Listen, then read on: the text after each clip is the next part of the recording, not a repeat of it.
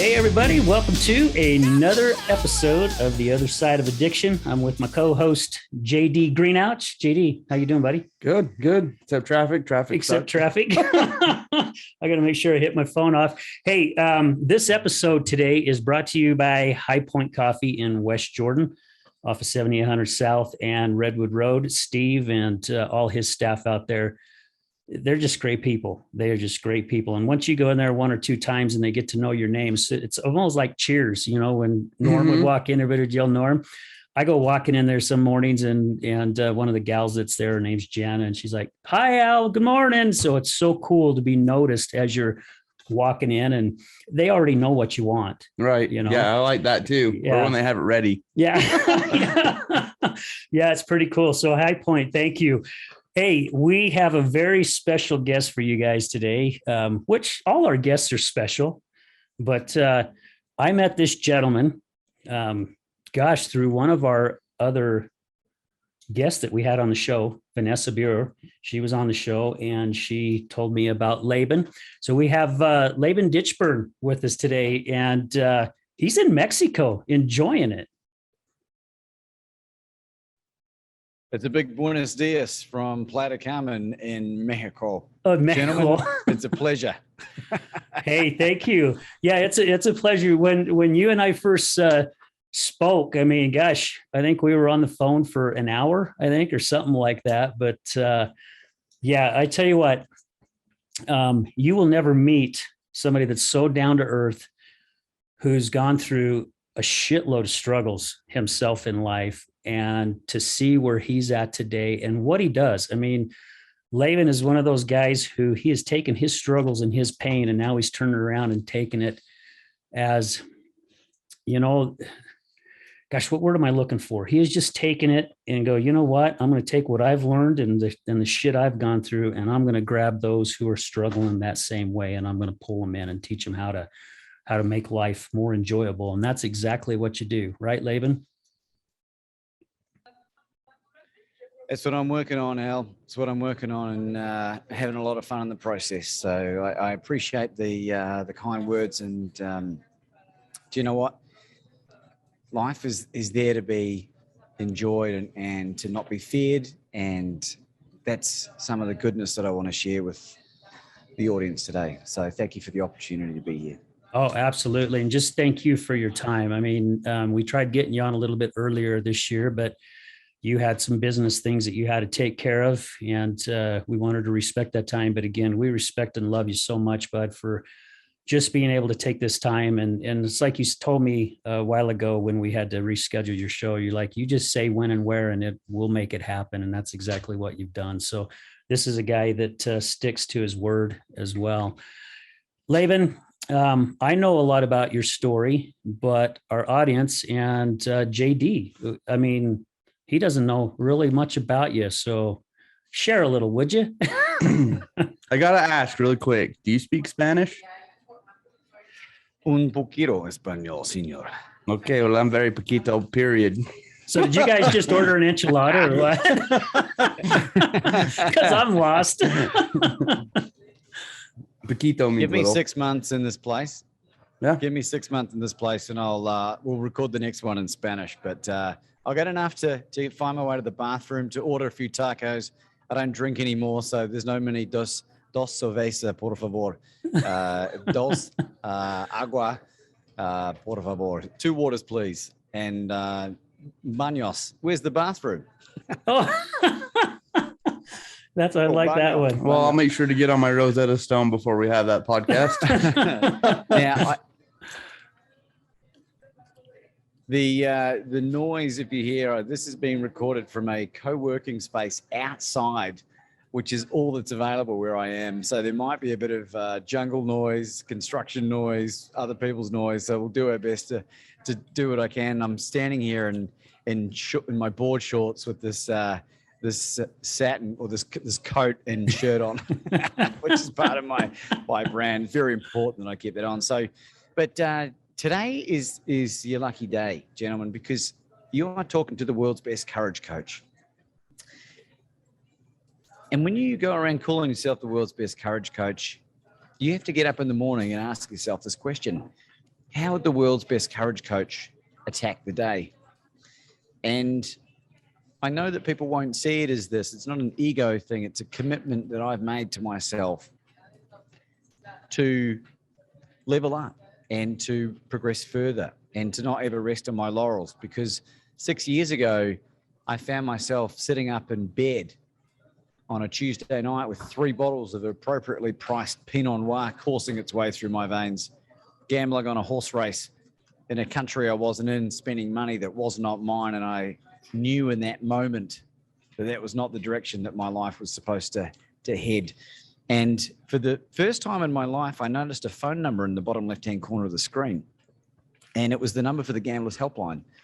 And instinctively, without any thought at all, I called this number and I spoke to this wonderful woman whose last name I'll never know, but I'll just call her Mary Magdalene, because she was my guardian angel, whether she realized it or not.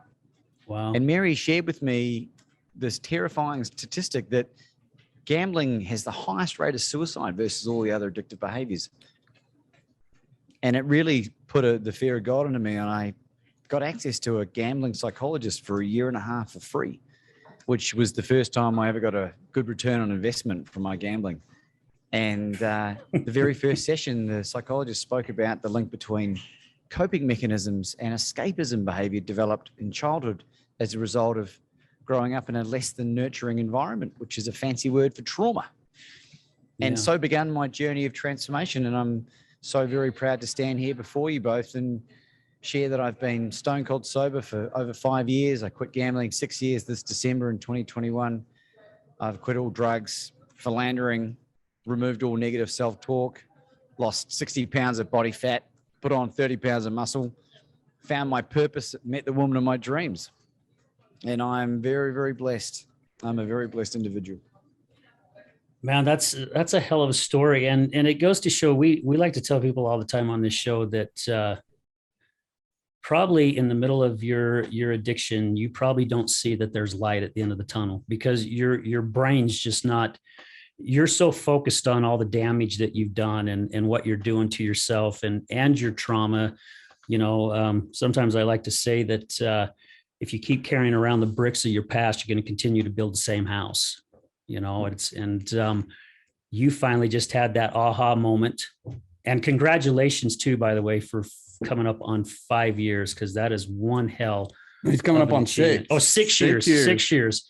6 years. That is one hell of an achievement right there. Because we just had a guest on our show not too long ago that says he realized with his addiction, it's just a battle he's going to fight every day for the rest of his life. And he's okay with that, you know, especially with what he knows now. Can I ask you?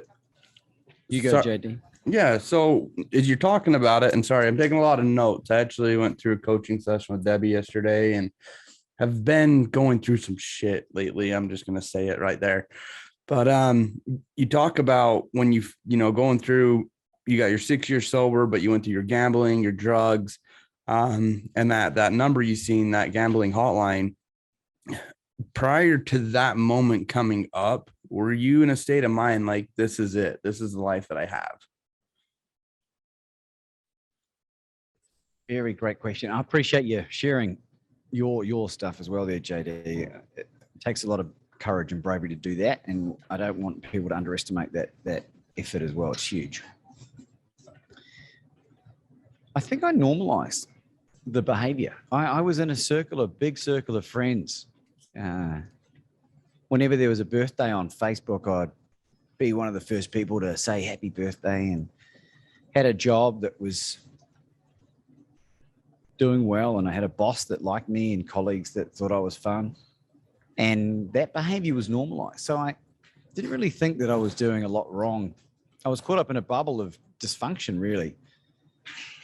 But the hangover started to get worse. The dangerous behavior started to increase. Police started to get involved with some of the shenanigans. I'd wake up the next morning with encounters with women that shouldn't have happened. And it was happening. The older I got, the more it was happening. And I was like, you're supposed to grow out of this stuff.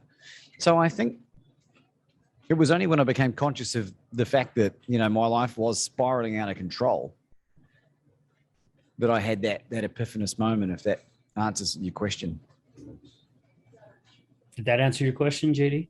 Yeah. I was just wondering because he was looking down at his notes. So I was just wondering what was going on. So, Laban. Just one thing. Yes. Just one thing, just that you touched on before, Al, with your former guest that's resigned himself to the fact that he's going to battle with us. This is something that's really important to share with our audience today. I don't know who needs to hear this, but I might be a bit of an unusual outcome with this addiction stuff because I've honestly killed my desire to want to escape. So I don't crave or miss any of that bullshit. And that might sound like, hey, oh, you know, I've heard that before, but I can honestly say that hand on heart, to this point in my life, I have zero desire to go back to that former life. Have I thought about what life might be like if I had another drink? Absolutely. Yeah. But the thought of being hungover is far greater than, like, it's more terrifying than the end of the world for me. And I have no fear of death, ironically. So, and I'm happy to talk about that in more detail for people that might be interested. But just a distinction. I haven't had to go through a program, and I don't want to diminish people that are going through those challenges or are relying on that for help. But I can explain some of the mechanisms that certainly help me. So, you know, and I do want you to touch base on it some more because you and I chatted a little bit about my wife's addiction and, you know, what she's gone through. And, you know, I'm happy to say here on December 9th, she hits 12 months. And we've talked a little bit because she's told me before, you know, that she's done. And you just stated on it. I've heard that so many freaking times in the past 4 or 5 years that I'm done. And then it's like 2 weeks later, she's freaking drunk off her ass again. But there's something different about this woman this time. She says, even the thought of her thinking the same thing, what you said, you know, maybe I'm okay because I've gone 11 months. Maybe I'm okay if I have a drink. But she goes, as soon as she thinks about it, she gets so sick to her stomach. It's like, she just told me a week ago, she goes, babe, when I tell you I am completely sick and I'm done with this, because even just the thought of alcohol, it just makes me want to puke. And maybe this sounds kind of selfish, but I'm actually so grateful to hear that from her, you know. And we've had other guests on our show who have said they just woke up one day and it was done and they've never looked back. And we've had other people like who was on our show just recently that says basically it's going to be a struggle for them the rest of their life.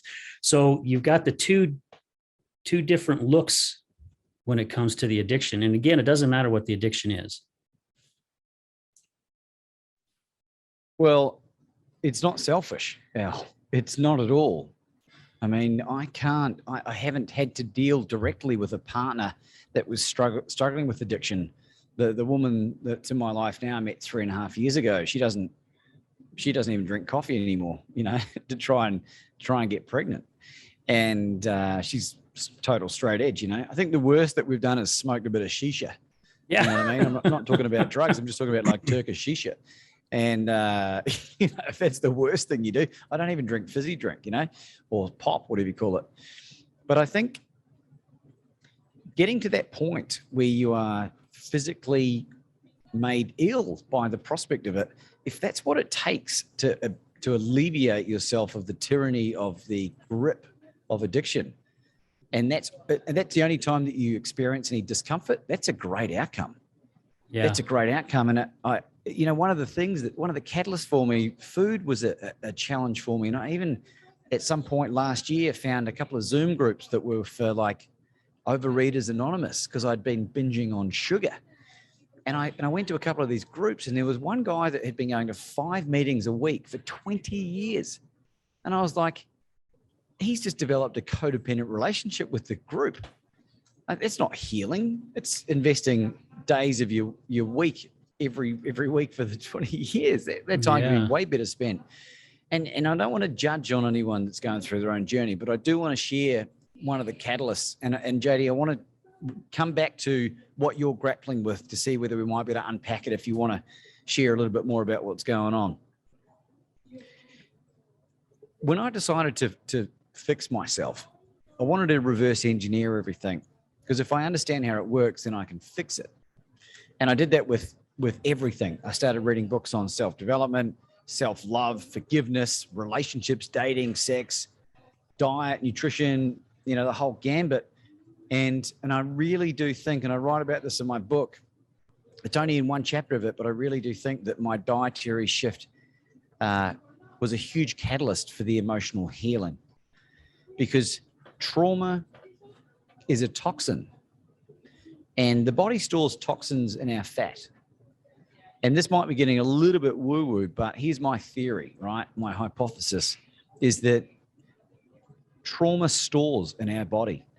And when I started to lose the weight and started to sort my autoimmune disease out, the trauma started to lift, and I was physically releasing it when I was running. And I believe if I can do it, I'm not an enigma. I think other people can do it too. Yeah. And I don't think that's something that people explore when they're doing a 12-step recovery. I don't think, not to that depth at least. Man, that's really good advice, because I do know of people who have taken that addiction, whatever it may be, and actually gotten themselves in the gym and started looking at health. Matter of fact, the gym that I go to, there is a rehab center that comes in every single morning, and they bring, they bring probably half a dozen or more students from their rehab to get them. And you can see some, it's new for them. They'll get on the bike and maybe pedal for 5 or 10 minutes, then they're done. But it's so cool to see that rehab at least taking them to that gym to have them start looking at things in a different way. So do you want to elaborate? I got to hurry and check the board really quick. Yeah, so I'm going to have to step out of the picture really quick. Yeah. No, talking about addiction and stuff, and that's one thing that I've seen or have learned is people can take, it's like having a bad addiction and swapping it for something that's healthier, just like you have. You talk about being the world's best courage coach, right? In a sense, that's a higher high than what you could have got from gambling, essentially, right? And so, and it's a healthy one. You're going after it. You're making it happen every single day. You wake up with how you can be better than how you were yesterday. What value, what service can you bring to the table to make a difference and help other people, And so I think that's a big thing with a lot of people that develop an addiction or have an addiction is it's sometimes trying to find something that's bigger and better that kind of gives them that same feeling, Yeah, it's a really, really astute observation. And the act of moving is such a powerful thing. And healing your gut, like 80% of all the dopamine and serotonin and oxytocin that the body generates comes from the gut. And when you heal that, that's where the feel-good chemicals come from.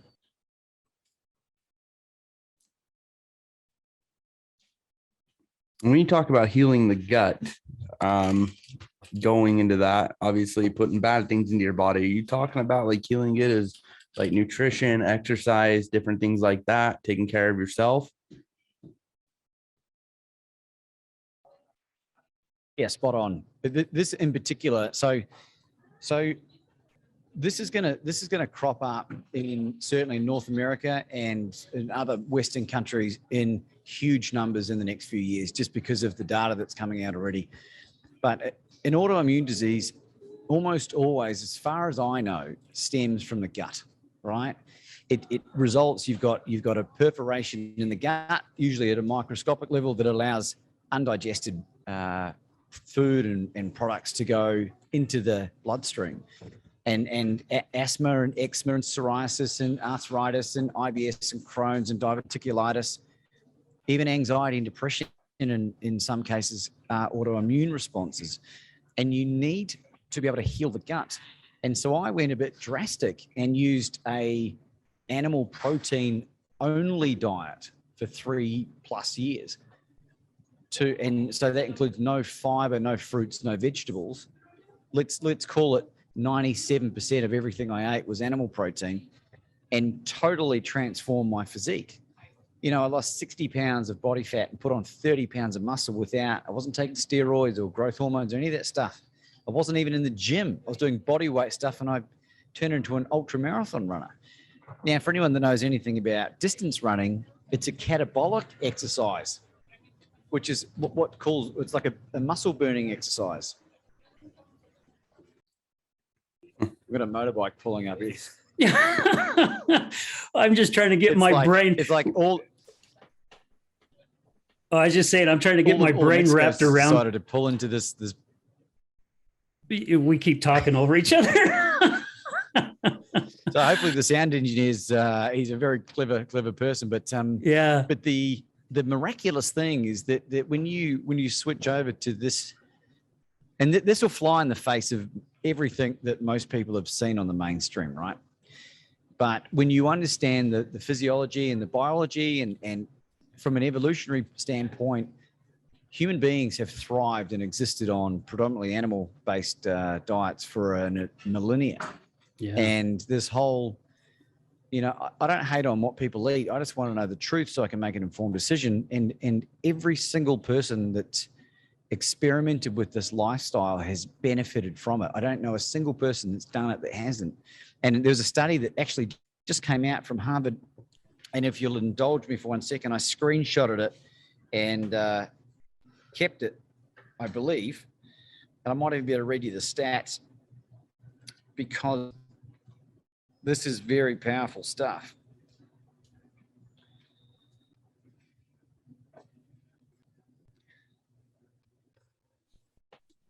Yeah, while you're looking that up, I apologize for having to step out of the picture for a little bit, but there was a little technical difficulty in the board, so I had to jump up and make some changes on the board really quick. So, but go ahead, Laban. Did you find it? That's okay. No, it's not. I don't have it accessible, and I won't take up the time. But it basically was saying that 100% of the participants, or a very, very high percentage of them, experienced benefit from it overall. And I think 100% of people came off injectable diabetes medication. So it works wonders for pre-diabetes and type 2 diabetes. And for me personally, has put my pre-diabetes into full remission. Or, you know, I have, for all intents and purposes, perfect blood sugar, or my blood markers, bone density, a number of things have improved dramatically. This one's going to be a fun show once it comes out. I think it's like the change of shift for all the taxi. Yeah. This is not a co-working space. This is an episode of Taxi. Where's Danny DeVito when you need him? Thank you very much. Oh, yeah. Thank you very much.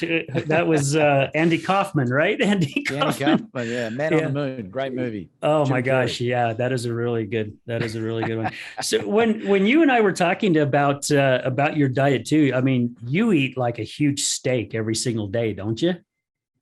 Yeah, I mean, give or take, it sort of evolves and has evolved with me. What's happened is that my resistance to plants, like I always enjoyed, you know, having mashed potato or fried onions or whatever it might be. So I've started to try and to reintroduce stuff, and my tolerance has improved a lot.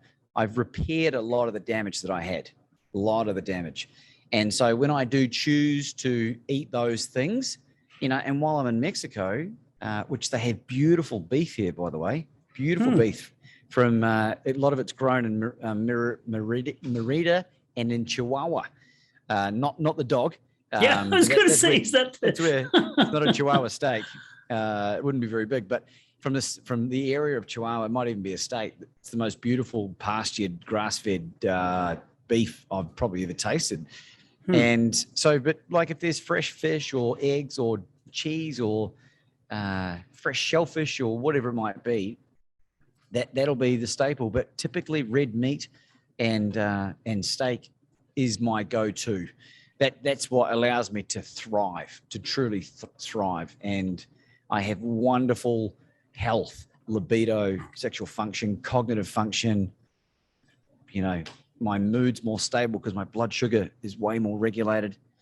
And, you know, anyone can ask me about this. I'm not a doctor, but I've interviewed some of the smartest people on the planet on my own podcast because I want to learn more about this. And I'll always continue to put my hand up and say that I don't have all the answers for this. And as I continue to learn, I will, you know, pivot maybe and figure out something else. Yeah. But for the most part, for people suffering with those afflictions and others, it's a very effective elimination protocol initially. Well, and I'm glad you brought diet up, Laban, because back in my mid 30s, I mean, I've always done my best to stay in shape. And there was a time in my life where I didn't. But in my mid 30s, I decided I was going to do bodybuilding for the very first time. And the gentleman that was helping me with it, he got me on this diet where I ate like 5 times a day, you know, and I remember when I first started the diet, I think about a week into it, I walked up to him and I'm like, I am so sick of flipping eating. I don't even want to put food in my mouth anymore. And he goes, give it a few more days, and you may change your mind. I'm like, man, I hope so. Cause you know, I'm eating every 2 to 3 hours. About 3 days later, I remember having my first meal like at, I don't know, 7:30 in the morning. And by the time 2-3 hours came by, I was starving. I was flipping starving. So I hurry and I go and eat, and my meals are small, but they're very protein based. You know, I've got lots of chicken or my beef or whatever. And I decided I was going to do this bodybuilding competition that was, you know, on March 10th. And this was in about the middle of December when I decided I was going to do it. I weighed 178 pounds. By the time March 10th came, I weighed 154 pounds and I was freaking cut. And it was all from the diet, all from just changing my eating habits. I mean, I was ripped.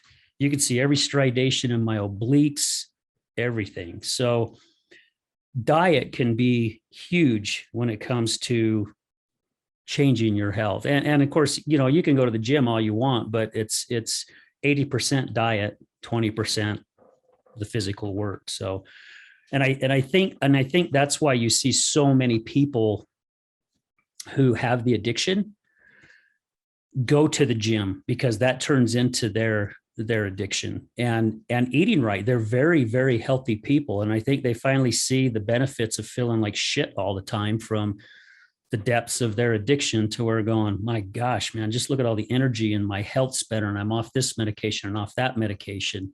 So it does make a huge difference. I'm so glad you referenced that 80-20, because you can never outrun a bad diet. And that a lot of people don't know that. There's 2 components that I've come to learn that have made it very obvious to me, at least what some of the reasons why I did what I did work so effectively. Is I interviewed a lady, Dr. Stephanie Seneff, on my show earlier this year. I haven't released that episode just yet, but it will be soon. She's a glyphosate and autism expert. You know what I mean by glyphosate, Roundup? The weed, yeah. the pesticide? Yeah. And which is prolific in North America, certainly in Australia and other parts of the world. It's banned largely through most parts of Europe because it's terrible. And they use that to spray on genetically modified crops because those are the only crops that will sustain the spray of that. But Dr. Stephanie Seneff has a PhD from MIT. She's got 3 other degrees from MIT. She's got more degrees than a bloody thermometer. And she's been able to link a direct causation between glyphosate spray and autism in children. And it went from something like 1 in 150,000 kids. It's like to 1 in 55 children now develop a spectrum disorder. And people will argue that they've reclassified things. I mean, I went from knowing no one that had it to every bloody 3rd or 4th person's kid that has it, you know?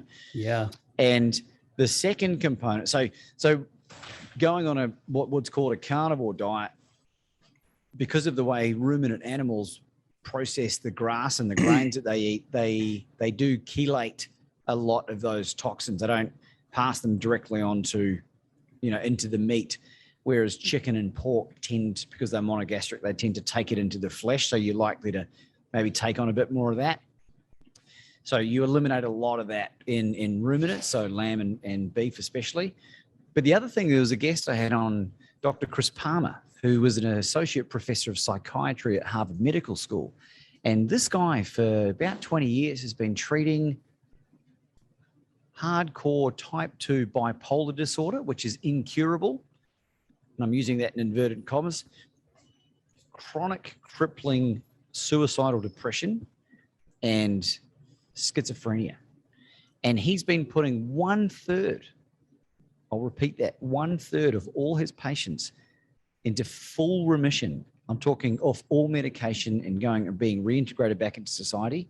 1/3 using the same ketogenic diet that they used for epilepsy in children that was developed about 120 years ago. Another 1/3 are having dramatic reductions in symptoms and medication. And the last third, no noticeable change at all. So I said to him, Chris, are you telling me that you could improve the mental health of 66% of the planet? And when you look at it from that angle, that's a powerful statement, right? Yes. That is really powerful. And I've stated this many, many times before, not really on the podcast, but God put everything we need on this earth, on this planet for us. And I mean, it's not like our forefathers, when something happened, they ran down to the local drugstore to go get something, or even the Native Americans, they didn't jump on their horse and go riding into town and went to a drugstore to pick up a prescription to, help their loved one that is sick. They got it from plants and they got it from animals, and it's all here. And it's so sad to see that medication. And I just had a guy tell me yesterday of a movie that was on Hulu called Dope Stick. And he's like, you've got to check this out. So I pulled it up on Google yesterday, and Michael Keaton is one of the stars in this movie. But it's the true story of this family who basically invented OxyContin and what their whole purpose was behind it. And it was to get people addicted to it. And they made billions and billions of dollars. And he's like, Al, you got to watch this show. He says, find it somewhere. And he goes, you will just literally shit your pants. And I mean, we're talking pharmaceutical behind it. The FDA's behind it. Government's behind it. And it's all about lining people's pockets. And then we wonder why the hell we have such a huge opioid problem. I mean, it's like this was put out there for a purpose. But if we go back to like what Laban's talking about, there are so many natural resources here that God put here for us and our earthly mother has here for us. We should be able to take care of any elements that we have, right? I mean, it's there for us. And Laban's good proof, and he knows of other people and this doctor that's doing this research. And it really upsets me that there are people out there that don't want these people to be heard, that they will do everything they can to make sure that they put them down and try to shove them back into a closet. Because I mean, what is the pharmaceutical? What are they, like a $50 billion a year? I mean, so what if 20 billion comes out of their pocket? Yeah, seriously? I mean, they're fine. They, just on several different types of drugs, but when they approve a drug and stuff, they do an analysis. Like if this drug kills or hurt people, what that lawsuit projected could cost them, and their profits are still better. So they're willing to accept the billions of dollars in lawsuit because they're like, oh, we're going to be okay anyway. So just do it. They don't care.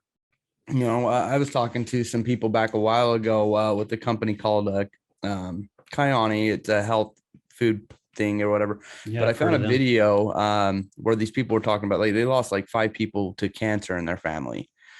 And they've done a big study, just like you're talking about with these doctors and stuff, just on the natural resources here on our planet, the meats, the natural things, not these steroid fed cows, but grass-fed animals, and then also too just the natural way of growing things, or just natural plants that are out there that are here, that they're like, like people that go in, and again, this isn't the cures or anything like that. I'm not making any claims or statements, but they said that usually, you probably walk past the plant that'll save your life on your way to chemo.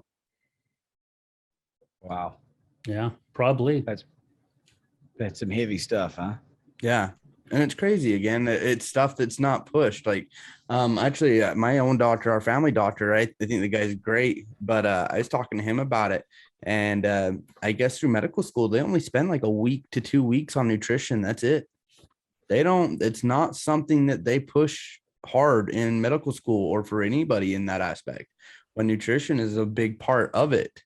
Hey, if take these things, your natural vitamins, your vitamin C, vitamin D, things that your body needs.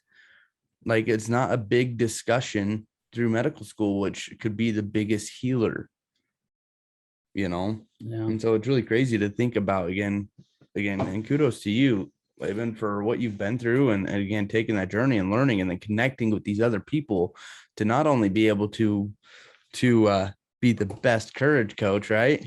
But to also be able to be that courage coach that can encourage people to look at things in a different way. Well, I appreciate that a lot, JD. And the doctors, the 20 different medical professionals that included surgeons, people that dedicated, 16, 20 years to their craft, just learning, all said that what I had was incurable. And I had suffered from what's known as GERD, gastrointestinal reflux disorder. And it's basically chronic heartburn for 17 years. It was alleviated by the medication that I took, which is Somac or Prilosec or omeprazole. Or that's what I'm on right there.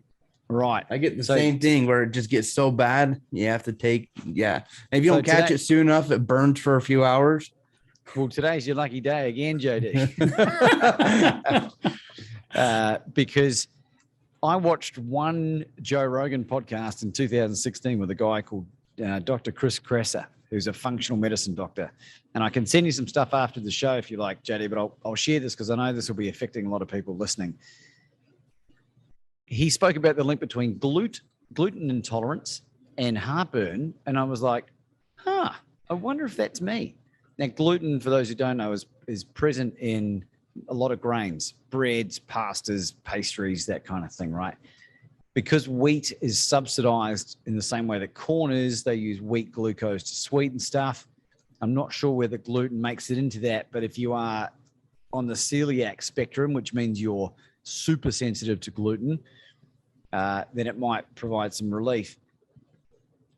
Wheat is also one of those crops which is GMO a lot and is likely to have a lot of the glyphosate on it as well, particularly in the countries that use it.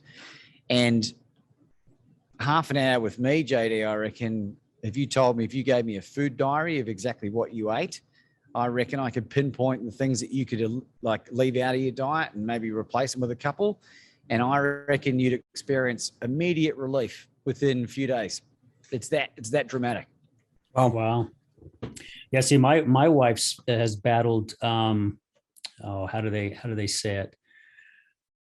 Ulcer something colitis. Ulcerative colitis. Yeah, that's what she has. And she's getting a little more of a handle on it. It's not as bad. Her sponsor. Another autoimmune response, which is also ulcerative colitis, whatever it's pronounced, is one of the main autoimmune issues that people are resolving using a strict carnivore protocol. I'm not even joking. Wow. Well, that's something I may have to get with you on as well to see if we can help her. Because she'll go in remission for a couple of weeks, then all of a sudden it hits again. And I keep telling her it's the pop and the sugar that she eats because, alcohol's full of sugar. And now that she's not drinking, she needs that. So she'll drink, 2 or 3 pops at night, and then she has to have her candy bar at night, and I'm trying to get her off of that stuff too. But I'd rather have her stop drinking right now. Well, look, baby steps, right? And very common in alcoholics because you have a lot of yeast bacterial overgrowth. The body has come accustomed to thriving on sugar, and the cravings are actually from the bacteria. And there is a way to alleviate that, which it would be like the best way to do it would be to throw her in a padded room for 14 days just with steaks. Yeah. But you can do some with some dietary intervention and a few supplementation things. Like this is above my area of expertise. I'm a clever guy across lots of different areas, but I can't know everything. But I certainly know people that can help. And when you start understanding the physiology of how the human body works, the sugar, the candy bars will aggravate that, because that ulcerative colitis is like pockets that get, if I'm right, or maybe that's diverticulitis, I'm not sure. But all of that stuff resolves super duper quick when you give the body time to heal. You eliminate a lot of fiber, which is a non-essential nutrient. I don't care what anyone says. You do not need fiber to survive, and you do not need carbohydrate to survive as well, which is why doing something like a meat-only diet, at least temporarily, is a really phenomenal way to allow the gut to regulate its stomach acid production and heal a lot of those pockets of distress that are causing all the grief. Man, that's some great information. You know, and I was going to ask you this: when you changed your diet and you started seeing, I mean, you lost 60 pounds, you started putting on this muscle, and I just have to ask this question: what were your side effects from going to a great diet? What's your side effects? Well, we might need another hour of podcast to list them all. But the most fun one to talk about for anyone that's never been really good looking, like, and I'm not saying, you know, if you're born with a bent nose, I'm not talking about the stuff that you can't change, because beauty really does reside from within when you are healthy, right? Yes. And then, so what I would say is that people treated me a lot better. I started getting away with bloody murder. And when you start getting really good looking, like, it just goes to another level. And you know, you get let into lines, you get, you know, able to get a seat at a restaurant that maybe you couldn't, or a nightclub. and then you walk up to the woman of your dreams, who's a stunning Russian, 3/4 Russian, 1/4 Japanese belter, is the terminology in Australia, belter, which means like a genuine 10, right? Yeah. And you see her in the streets of Melbourne during the middle of the day, and you go up to her and you look her in the eye, and with the courage of 1,000 Spartan warriors, you say, "Excuse me, but you are stunning. And I wondered if you'd have a drink with me one time." And she goes, "You're good looking too." And the rest is history. I love it. That's awesome. And the reason why I asked that is because, you know, it seems like every week there's a new commercial of a new drug that's out there, you know, and half of the commercial is talking about all the side effects. You know, one of the ones that I got a kick out of, I don't even remember what the drug was, but it says, if you experience anal leakage, and I'm like, oh my hell. That's a hell of a side effect, you know. Sign me up. Yeah, sign me up. Or, you know, it may cause heart palpitations, or however they say it. I love it when it's like on it, it says may cause death, and people are like, all right, well. Yeah, I'll take it. Well, I can honestly say, gentlemen, I can honestly say this hand on heart, that there has been no negative longer term consequences. There was a 12-day period when you switch over what they call the keto flu. You might have heard this term used. And it's when the body has to get used to regulating, you know, how it's supposed to work. And you can experience fatigue, and sometimes people get, you know, diarrhea, or you get constipated or whatever. But it's about a 2-week, up to 14-day experience, which you can mitigate with electrolytes and supplements and that kind of thing to help. But once I sort of came through the other side of that, I burst into this beautiful bright light of life again. And when your brain starts running on ketones again and not sugar, your ability to think and communicate and reason all goes through the roof. And I've never experienced such wonderful mental health, where I bounce out of bed in the morning, I sleep beautifully, and I get 2 to 3 hours of REM, the restorative sleep, not the band. Yeah. And Michael Stipe, big shout out to you. And I just can't, like, I know I sound like a zealot with the stuff. I'm not sponsored by anyone, maybe from High Tea Coffee or whatever they're called. High Point Coffee. High Point Coffee. Sorry. Do love my coffee, but it gave me the resilience to deal with the adversity of my business nearly going bankrupt 3 times. It gave me the resilience to deal with Anna and I suffering 15 miscarriages, including 2 ectopics. It gave me the resilience to handle COVID and to turn it into a wonderful blessing. And so this is what I love sharing with people. This is really a really important part that a lot of people don't talk about. Well, and I'm glad you are sharing it, because I think this is the first show that we've done where we've actually talked, about addiction, but then also how good health practices, a lot of people talk about going to AA, and, they had that spiritual awakening, which is all incredible stuff. It's great. And we're definitely not knocking it by all means, because I've seen it work and I've met so many people where it's helped. But to get into that nutrition side as well, because it can completely change how your body functions and how you look at life. It can actually help you dig a little bit deeper and search for those things that you had a hard time searching for before. When I was listening to an audiobook the other day, and I'll have to remember the title, so to be honest, don't ask me for that right a second, but talks about the mind, body, and soul. And as you talk about that, like people going through AA and counseling and therapy and sessions and stuff, usually it's cognitive to trying to find and release. Like it generally does come down to it's focused on the mind, right? Yeah. And your heart is just as powerful as your brain, talking about neurons and energy that it flows and stuff, and a lot of us, we tend to think about our mind. That's usually where we go. We don't use and sometimes think with our heart, right? Most of the time we actually don't. We use our head, our consciousness. Our subconscious is firing off a million miles an hour, but it's actually supported really well by the heart. We just sometimes don't listen to it. And in this book, it was talking about that. And something stood out to me as you're talking about the health side of it, is people are trying to fix this in their mind. Again, fix is the wrong word. They're not broken, but they're trying to figure out where and what triggered them to take that first hit of a drug, or to do the gambling, or to have the sex addiction, whatever the case may be. It's something they're trying to figure out, something that triggered in the mind instead of what trauma may have been done to the body. And they're thinking, okay, now I got it. And there's people that battle it for the rest of their lives, and they could say no. They have the strength to say no. But if they listen to their heart and then take care and reverse engineer things in their body, it makes a lot of sense. Yeah. Well, you're absolutely right. And one thing, in addition to everything we've spoken about, I'm not a religious person. I was raised in a born-again Christian home. My mother was on the extreme end of it. She was using religion as a coping mechanism during then. She later reverted to alcohol and gambling. And thankfully, she seems to be getting on top of all of those things now. But so I was exposed to a lot of religion, but I've become deeply, deeply spiritual. And my intuition has, it's unbelievable. My fiance and I barely even need to speak to each other. The level of communication, like telepathy, whatever you want to call it.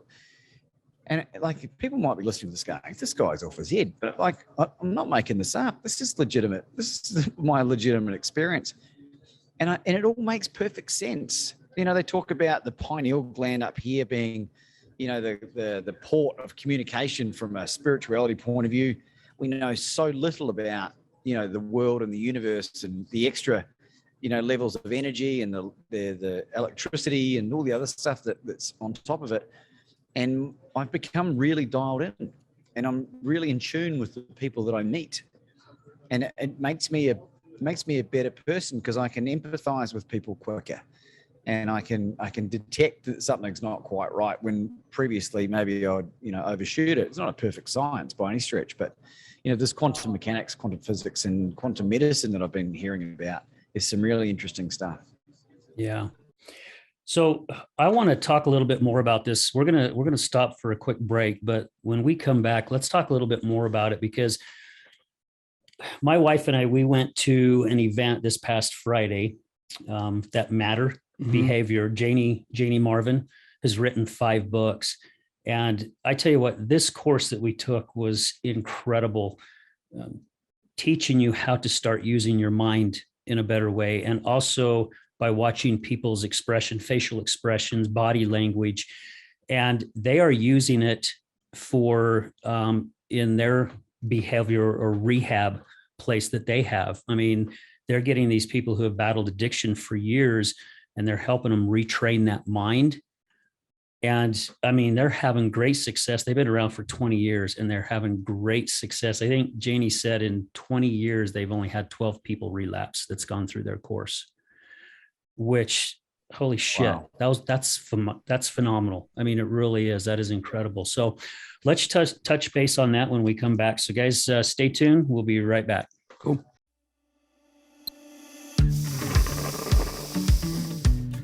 How do you start your morning?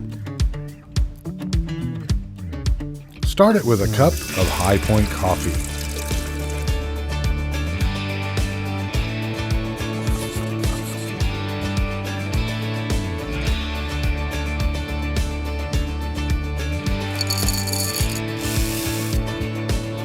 Because no matter where you go or what you do,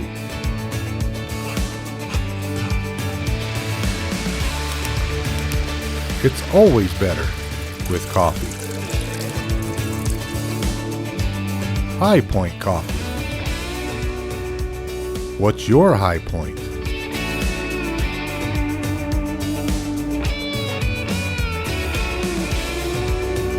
Located on the corner of 7800 South and Redwood Road in West Jordan. And a special thanks goes out to our partners in Oxford, Mississippi. This is Gregory, owner of Lift Up Concrete, proudly serving the Wasatch Front for the last 12 years, lifting sunken flatwork for both residential and commercial applications. Only fully trained professionals lifting concrete at your residence with the same quality of material and method used at every commercial job we ever do. Don't replace it, lift it. liftupconcrete.net, 801-792-4535.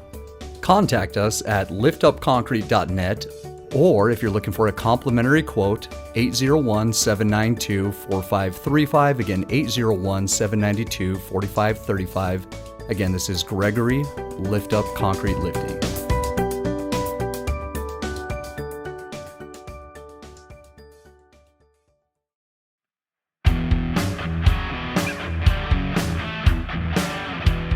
Hello, my friends. This is Brad Neufeld, and I want to thank you for tuning in to the Resilience Talk Network. You can listen to my show, Resilience, every morning, Monday through Friday at 8 a.m. Mountain Standard Time.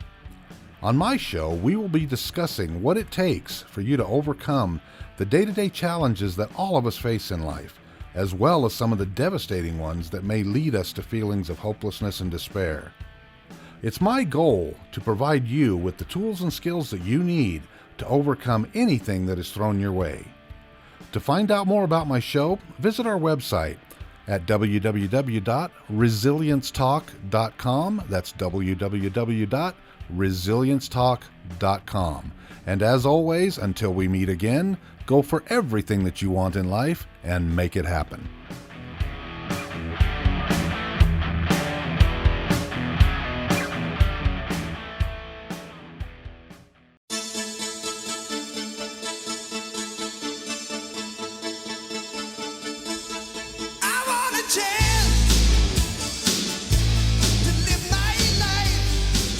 Hey, everybody. Welcome back to The Other Side of Addiction. We're here today with our special guest, Laban Ditchburn. Laban, again, apologize for getting up and walking away from the camera there for a little bit. But yeah, we had to do some adjustments on the board. But I really like that you went towards the nutrition part of things. And I would like the audience to know a little bit more about your addiction and what may have caused you to go to that direction. But before we went on break, we were talking about the mind and being able to control things a little bit better. And I liked what you said, being in touch with your spiritual side a lot more, how even the communication between you and your fiance has gotten so much better. And I've seen the same thing happen with my wife and I. I had a guy do some work on me, gosh, probably 6 or 7 years ago. And he was trying to get me to understand when my spirit was talking to me. And he's like, work on it, gave me a few exercises. And a couple of weeks later, we met again. He's like, well, how's it going? And I'm like, man, I'm confused as hell. I think I'm more confused now than I was before we even started this. And he goes, well, tell me why.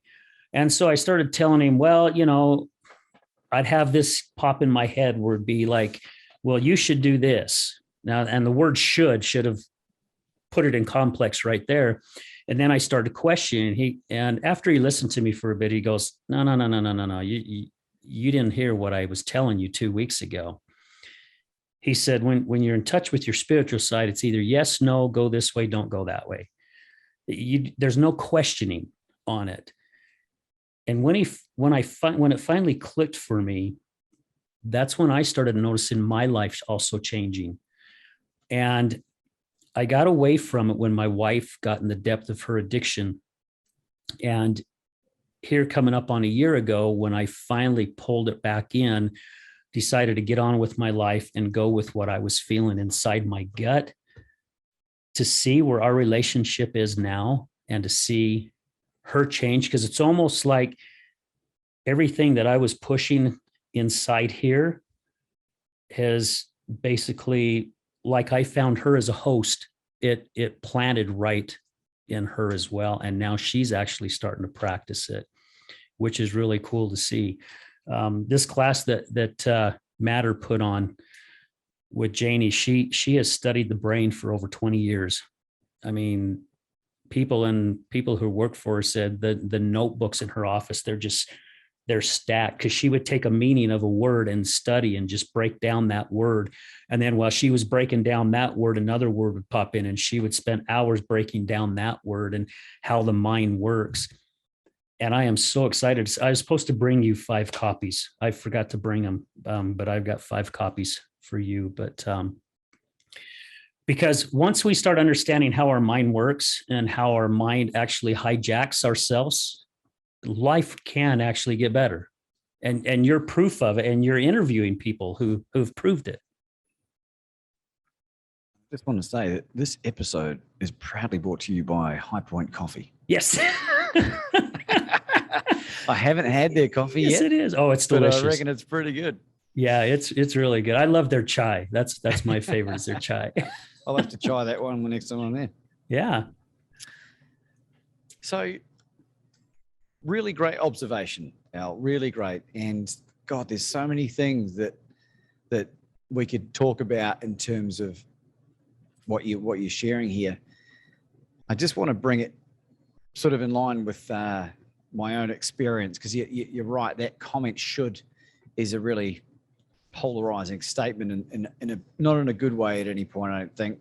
I love to practice what I preach. I really do. And I think that's why the world's best courage coach moniker has been a really great blessing for me, because I've developed a sense of responsibility. And with this book coming out, I talk about how long I've been sober for, and I wouldn't want to start that number again. You know what I mean? Like I love the fact that it's not been a single drop in, it was August 26, 2016 was the last time I had a drop. And, that spirituality, I don't know, it's really interesting. Even my political views have shifted. I was a very left-leaning liberal, and I've become quite a conservative voter. And it's a bit different in Australia, where I was. I'm not sure what it is in Mexico, but isn't that interesting? Like that my political views have changed, like dramatically. I've become a lot more open-minded. I've become a lot more empathetic to people. I've become a lot less judgmental, a lot less quick to snap and make a decision, a lot more open-minded to the fact that I might not be right. In fact, the older I get and the longer I've been around, the more I realize I don't know a lot about anything. But you don't know what you don't know. Yeah. You don't know what you don't know, right? And this is the beautiful journey that we're on, learning as much as I can, putting myself out of my comfort zone as often as I can. And that movie, Catch Me If You Can. I love that movie. Leonardo DiCaprio, right? Like Frank Abagnale, when he was interviewed years later, they're like, Frank, how did you teach that semester of school? And when you're 17, he's like, I was one lesson ahead. I was one lesson ahead. And that's what people listening to this, I think, need to appreciate, is that you don't need to have completed everything to start teaching this stuff. You know, you're never too young to teach, and you're never too old to learn. And each and every one of us have this amazing ability, this gift within us to use the power of vulnerability. And that's a very spiritual thing. I've taken complete ownership of everything that I've done now, and especially putting it into a book, putting it out there into the world. No one can ever hold it against me now, because I've reclaimed all the ownership. And that's a very liberating thing for me. And it allows me the freedom to share. And when you share with Gay Abandon, you give permission to other people to open up about their life, and maybe not to feel so bad about what they're going through. That's a very good point. And I believe too, that's what we're all here for, is to take our experiences and get it out there to help other people. You know, because I know I wouldn't be where I'm at today. It wasn't all done by me. You know, other people, and of course my higher power, who I believe is God, you know, they're the ones that made all this possible, because there's no way I could take all the credit from it, because people like yourself who have gone through things. I mean, when I started going to AA meetings with my wife and hearing people get up and share their stories, it was very therapeutic for me, because it was starting to open my eyes. And it helped me with judging, you know, because that's another reason why we wanted to do this show, is to get rid of that stigma that people that battle addiction, like they're effed up in their head, that there's something wrong with them. There ain't a damn thing wrong with them. You know, they've just gone through some struggles and handled the struggles the best way that they knew how. You know, we all do things a little bit differently. One of the things I remember Janie saying in the class last week is when you see somebody, or you start judging somebody, you know, maybe somebody walks in the door and they've got tattoos all over their face or all over their arms or whatever. Basically, when you start breaking them down, you're trying to break your own self down. That's how that brain works. It's not them, it's you.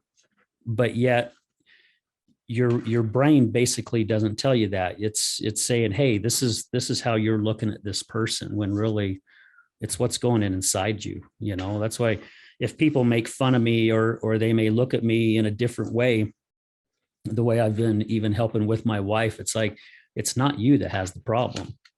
You know, they're the ones that have the problem. That's how I look at it, you know? Well, you're spot on. And that telegraphing their own insecurities onto you, and what people think of us is none of our business. And you just jog my memory on something that I think is really super important, if not the most important thing that we'll talk about today, certainly from what I'm going to talk about, I hope, is self-forgiveness leading to self-love. Love it. Whoever is listening to this, no matter what you have done,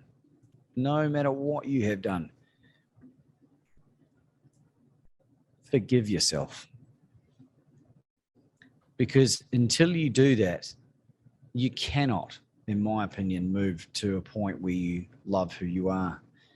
And if you live in regret, you just can't achieve that ordained purpose, that reason for being on the planet, and do it properly, because you're always living from a place of uncertainty or fear of being exposed. And when I finally got to a point where I fell in love, back in love with the person that I am now, I think a month later was when I met Anna.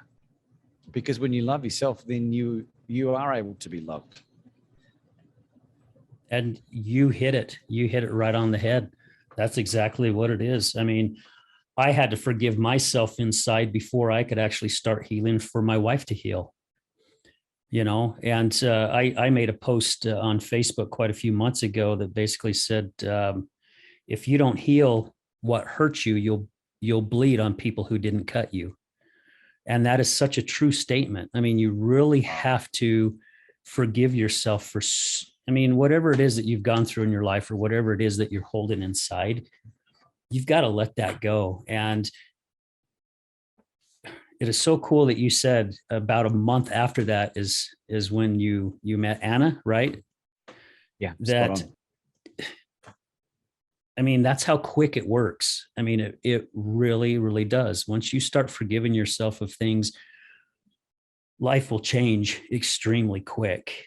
And that energy and that forgiveness will go on to the next person and go on to the next person and go on to the next person. I think even Vanessa brought it up, that there's nothing that can overpower love, and when you love yourself, holy cow, man, it's an infinity and beyond. That's how I see it anyway.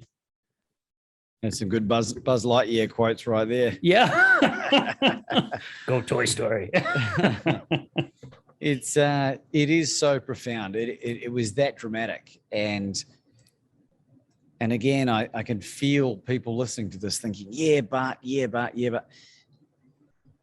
Don't try and do all this at once. Like you got to really treat yourself like someone you care about. And you might hear me use that a lot. I really love that saying, because so many people that have suffered from addiction use the validation seeking technique of helping everyone else, and they give from an empty cup, and Yeah. you really got to put your own needs first.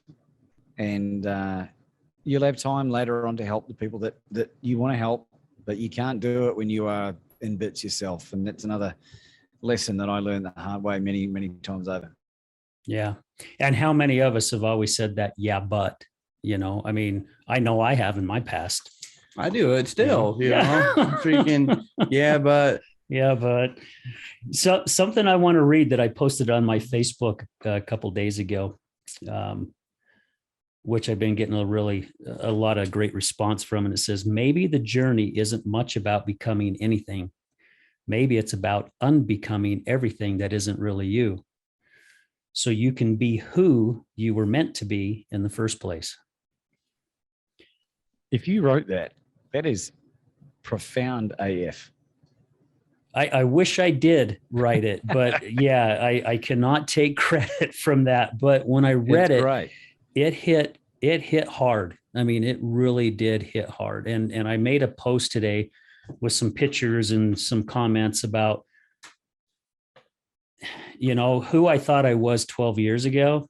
I'm definitely not that person. I mean, I'm a totally different person now than I was in this journey that I've had to go on these past 12 years.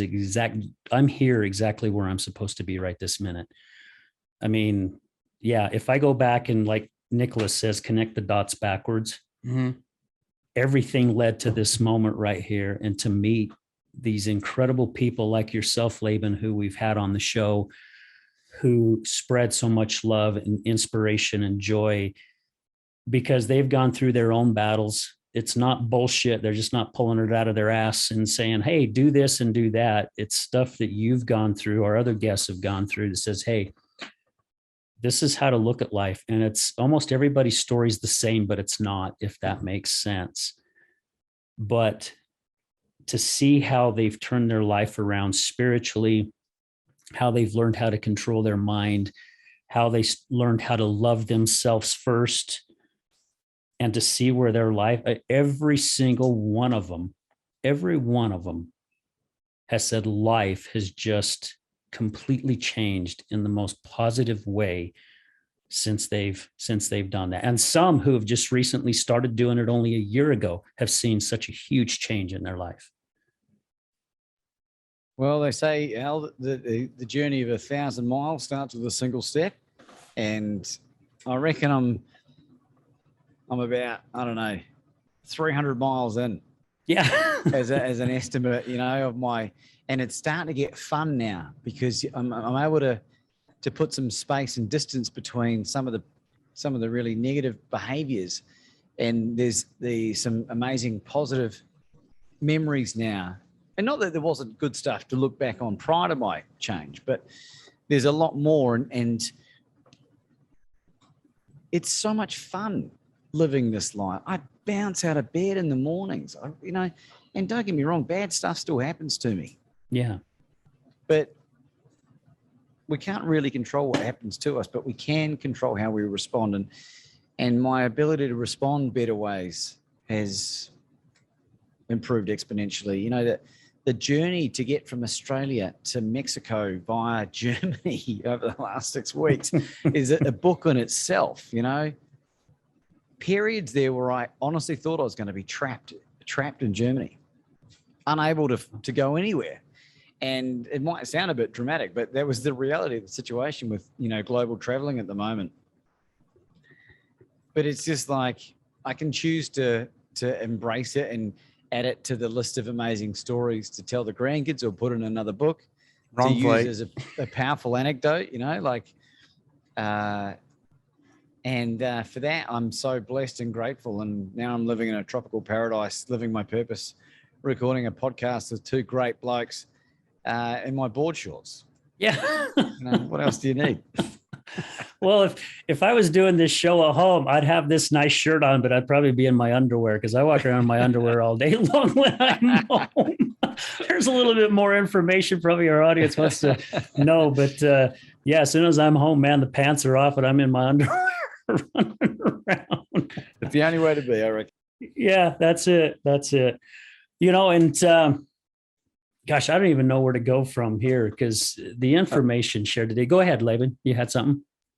I was going to say. Oh, you? Yeah. Okay. No, just going off of this information again. And I'd actually love to, speak to you again soon if we can. But, talking about things, and this is where I was talking about just going through some shit right now with my family and just stuff that we're going on. And the biggest thing, and I'll be honest, revolves around finances. Things have been tight as shit. Stressed out. People, bills don't wait till they got days that they want their money. And, it's been a real big stress. We've had to go through some transitions and home changing and wiped out our bank account to do some stuff because of things that came down the pipeline. Like, I've been just stressed out of my mind. And that meeting I had with Debbie yesterday, but it's really hard because I've always been a person that when I see an issue, like, I want to solve the whole thing and I want to solve it right now. So I've always been future tense and future stressed out, I guess would be the saying. And then also too, just shit that's happened from my past and stuff. Like, I carry my past and I've carried my future very heavily, where like, I know what kind of future I want, the lifestyle I want, the way I want to be able to help and contribute to people, the purpose that I have. Like, I know what it is, but it's like, I have a hard time jumping and being in line on that path 100%. Right. And my biggest challenge and stuff is not letting that stuff get to me and focus on the present, focus on things at 15 minutes at a time, an hour at a time, whatever the case may be. What can I accomplish right now? What do I need to do now to be able to take care of that? But like, keep it, what can I control today? Don't worry about that. It'll manifest in the way that it's supposed to, in that sense. Right. And that's where I struggle with. I've had a really hard time with it because I'm like, God, if I could just get this problem out of my face, then I don't have to see it anymore and I can move on. But it's like, it's just staring at me and I can't, and I've had trouble. Like, I know what needs to be done. I know how, in that sense, but then it just like eats up everything, that courage to get out there and do it, the self-doubt, the self-talk, all of a sudden I don't feel like I'm good enough or worthy enough or whatever the case may be. Like, and then I find myself just completely, in a sense, demotivated very strongly when I have some very strong reasons to just push through things. But I also find that my energy is just gone, like straight up gone. Like, I could fall asleep in instances. Like, I'm like, that part right there on the concrete looks pretty comfy. Like, that's horrible. Like, I should not ever feel that way, to feel that I'm that exhausted. When I've used to my past and stuff, and it's like getting back to who I've been before, or that person, I used to feel like I could go like 3 or 4 days without sleep because I just had that much, just boom, and now I'm like, I need a nap.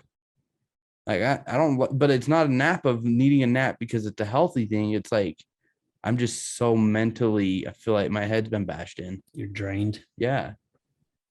Would you like some of my thoughts on this, JD? Yeah, absolutely. That's why I'm sharing it. So hopefully. Well, I always like, you never want to assume, like, when you're in the coaching environment, I always want to check permission, because if you give me permission to be straight up and direct, depending on what sort of state people are in, it can knock them around. And it's not my intent to try and do that. All this comes from a place of love and service. I promise you that. I've been knocked around for the last 32 years, so let's see it. Okay, so that was one of my first questions. How old are you? So 32, right? So if you were to continue doing exactly the same thing that you are doing now, what's your life going to look like in 5 years? Same thing, struggle, stress. Right. And the second thing that I was trying to keep track, but I lost count of how much negative self-talk you used. And what I mean by that is it's a struggle. It's this, I can't do that type of language. All right. And this isn't to pick holes in you or to attack you at all. This is to allow you hopefully to get to a point where you are consciously incompetent. And then we get you to a point where you are consciously competent, and then you move up to self-mastery, right? And there's a process in that. One of the things that I did for myself that was one of the greatest things I ever did for myself was to remove all negative self-talk, all negative self-talk. And what happens when you do that?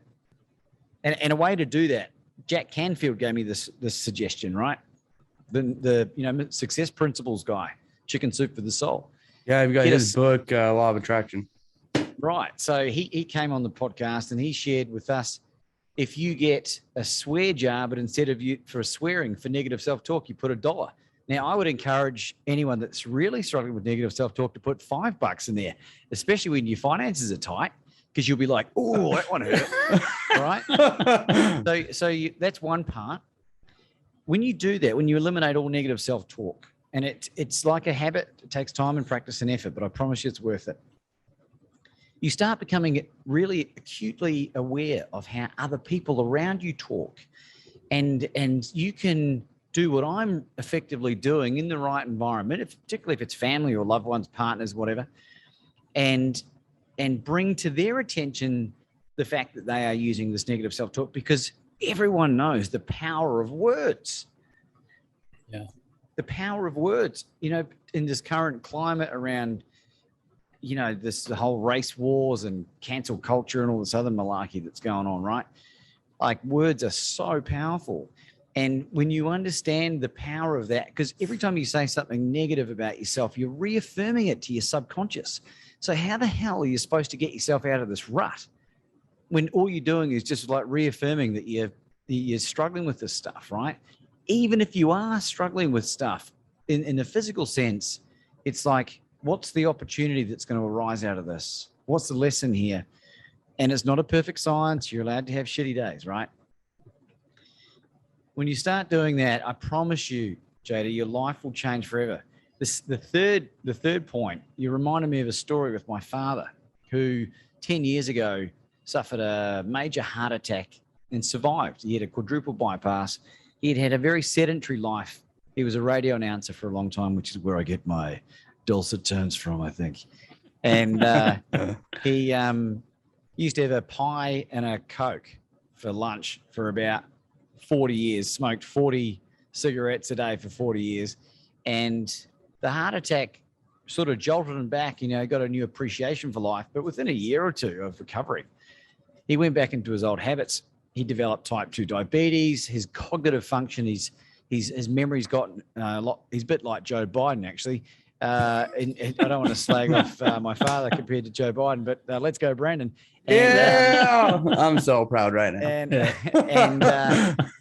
But in all seriousness, like when I figured out this medical stuff for myself, I was like, man, I can share this with people that I care about. And when I had the podcast, 110 episodes since April 2020, I was interviewing some of the smartest people on the planet in metabolic syndrome, being able to reverse type 2 diabetes, all the stuff that Dad had. And I was using him as a test case so that I could get all this knowledge. I was getting, hundreds of thousands of dollars worth of consulting and coaching for free. I would send the episode to my father for him only to turn around and not watch it. And it culminated with frustration of me trying to fix my father, where we had a huge fight last year. We didn't speak for 6 months, and I disowned him as my father at the time. And the lesson that I learned, and the reason I'm sharing this with you, is that after bringing on Dr. Fred Luskin, who's a forgiveness expert, who wrote the book Forgive for Good and set up the Stanford Forgiveness Project. I actually I apologized and forgave my father. And then I stopped trying to help him because he didn't want help. And I think what you'll find in a lot of these relationships that are depleting you of your energy, JD, is that you are offering a solution to a problem that people don't want fixing. And people are like, yeah, but that's family. I've become really brutally ruthless with the people in my life that I give my attention to now. Because if they don't want help, I won't give it to them anymore. If they do want it, I'll give them all the help they need. And that's the distinction, setting very clear boundaries. You can't give from an empty cup. 32, JD, this isn't going to get any better. And the older you get a bit slower, typically, unless you're me. I'm just getting better. I want to be just like you when I grow up. So. Well, and this is the beautiful thing, JD. Like I was, 35 when I hit rock bottom, and it's never too late. You could be 75, but I think hopefully that's making a bit of sense and circling around to some of the other stuff we've touched on. You've really got to be the master of your own destiny. And I write this again in the book. No one is coming to save us. No one is coming to save us. You've got to do that. You can ask for help and you'll get it, but people will be more inclined to help you if you're clear on your purpose. And a great quote from Keith Abraham, who's an Australian speaker. He says, when the why becomes clear, the how becomes easy. When the why becomes clear, the how becomes easy. And if you can figure out what your purpose for being on this planet is, JD, that energy, that lack of energy that you're experiencing will turn around, and all of a sudden you'll turn into a man possessed. Yeah. And I would have to second the motion on what Laban just said, because, and I think you and I've talked a little bit about it, JD, and we talked a little bit about it on the show a couple of weeks ago, but that's when things actually started changing for me as well. Because they teach us also in AA that, there's certain things you can't control. So why do you waste your energy on it? And there's people, I've had a bad relationship with my dad as well, Laban. I haven't seen or spoken to him in coming up on 5 years. We just he accused me of something that wasn't true, and things got out of hand. I wish it wouldn't have happened the way it did. 2 years after that incident, I wrote him a letter. And from what I understand, he didn't even open it. He just threw it in his drawer. He's dying. His lungs are hardening. He's got some kind of disease that causes his lungs to harden.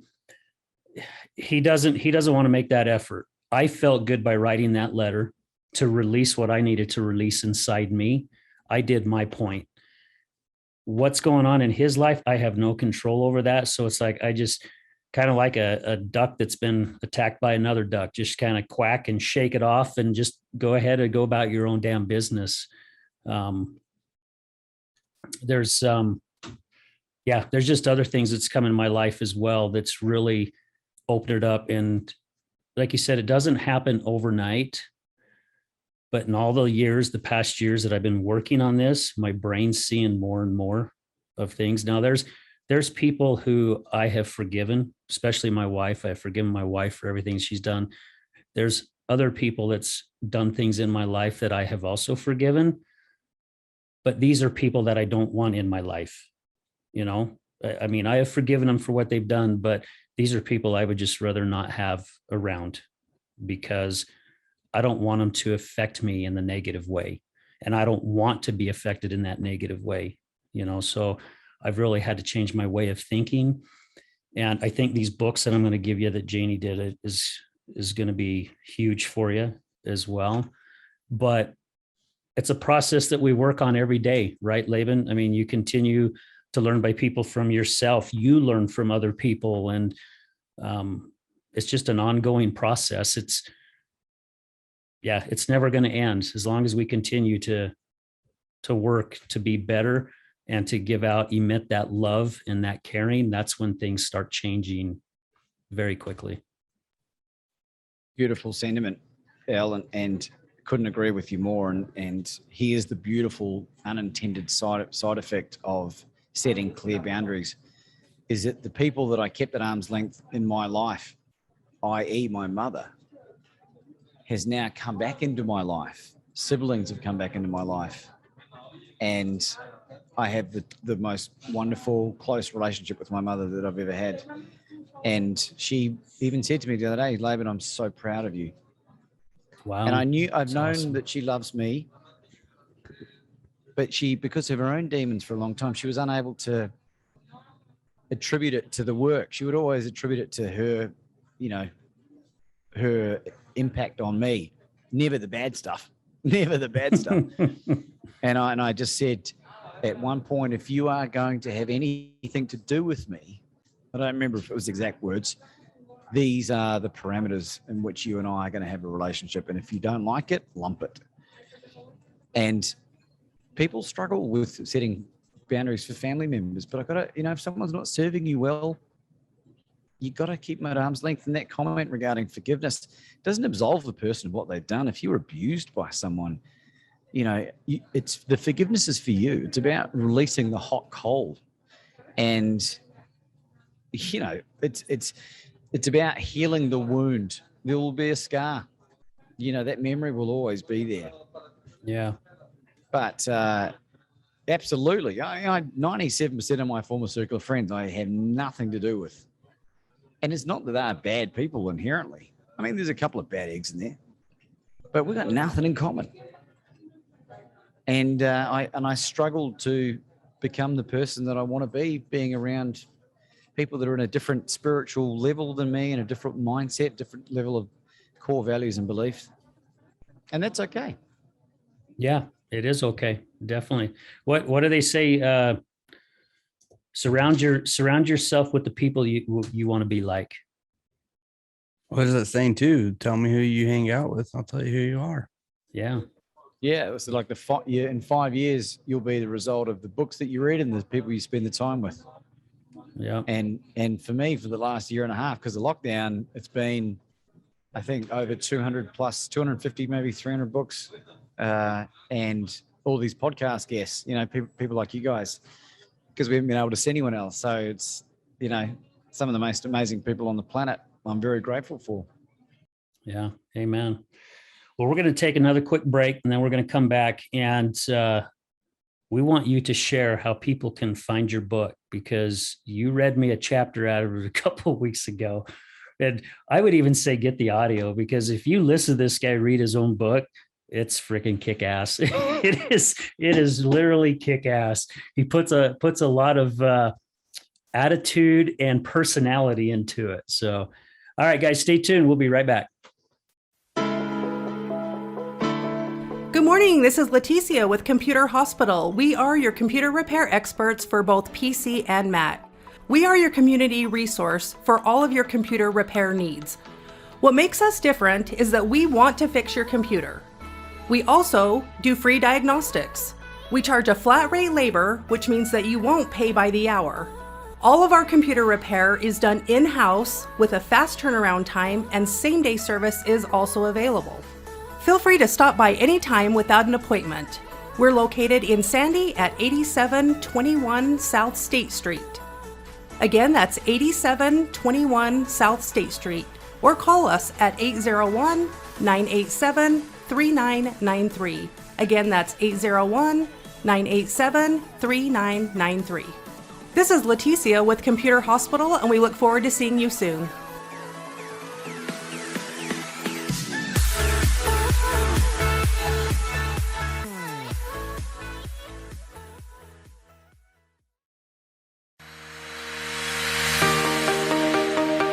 Hello there, this is Brad Neufeld with the Resilience Talk Network, and I would like to introduce to you Taffytown, one of our newest sponsors.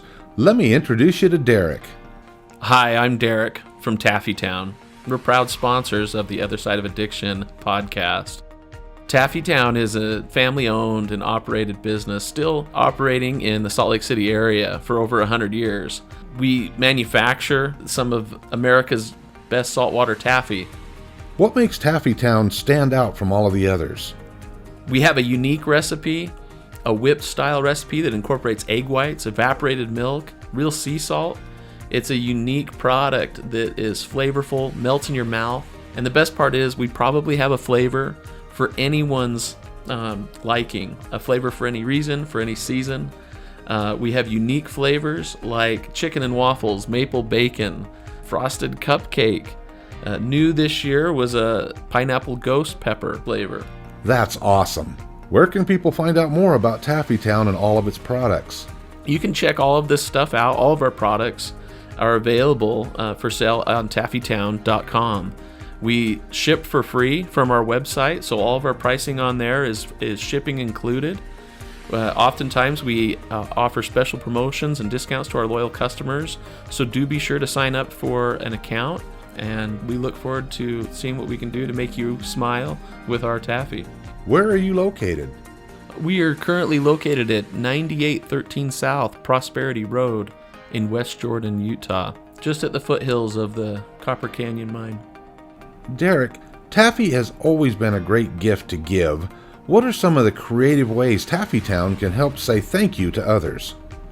Yeah, if you're looking for gift ideas, whether to say thank you to friends or family, or maybe to your clients after such a difficult or successful year that you've had, you could look no further than to get a gift idea from taffytown.com. We offer pre-packaged gift boxes that say that it's saltwater taffy from the city of the Great Salt Lake, and it tells a little bit about the history of our community and making candy for so long.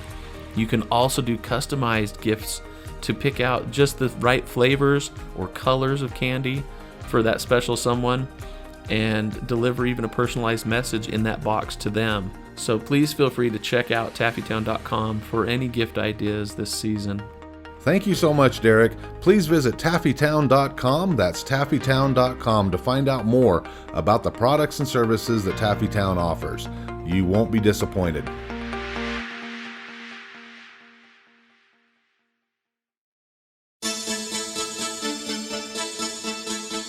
Do you know someone who's gambling with death due to an addiction? Do you know someone whose life is being turned upside down due to a loved one that's battling with addiction? Hi, I'm Al Richards. I am the host of the Other Side of Addiction podcast. I started the podcast due to my wife's battle with alcohol. Let's just say I became addicted to her addiction. Our podcast is helping people understand a little more about those who have battled addiction and those who are hurting from their addiction. Through raw vulnerability, we share stories that help uncover the root causes of addiction. Shame felt on both sides, matter of the conscious and subconscious mind, continued beliefs, and often confusing paths of recovery. We collaborate with real people and their stories, as well as licensed professionals, to help our audience gain a better understanding of addiction. You can find us on Resilience Talk Network. You can also find us on Facebook at Mr. Al Richards. That's Facebook at Mr. Al Richards. You can also find us on YouTube. Just look up the Other Side of Addiction podcast.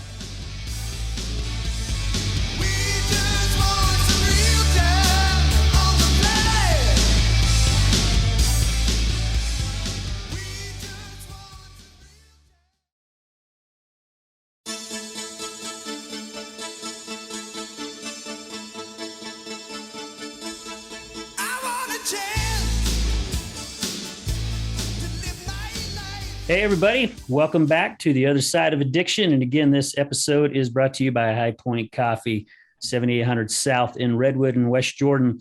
Hey, we want to say thank you to all our sponsors. We have gotten a shitload of sponsors, and we've got others that look like that are coming in.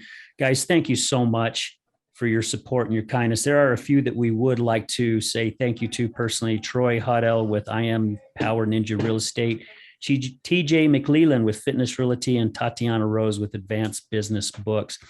Guys, thank you so much. And again, thank you to all our listeners, our supporters, our guest co-hosts, our special guests like Laban today. I mean, I could go on and on. I could spend another half hour just saying thank you. I'm so grateful and so blessed for everybody. And I'm just blessed that I get to do what I'm doing right now. And I think, JD, I mean, I don't want to speak for you, but I think you and I are kind of on the same terms. I mean, No, you it is. love. It is. It Yeah. is. It's again with all the chaos and stuff. And, again, like you said, we're all entitled to not so good days. Right. And we go through our challenges, and even going through the challenges and stuff, aside from when I've had to be out of state for work. But being here, I mean, I don't care if I had to walk or horse buggy to get here to the studio. Like I need to be here.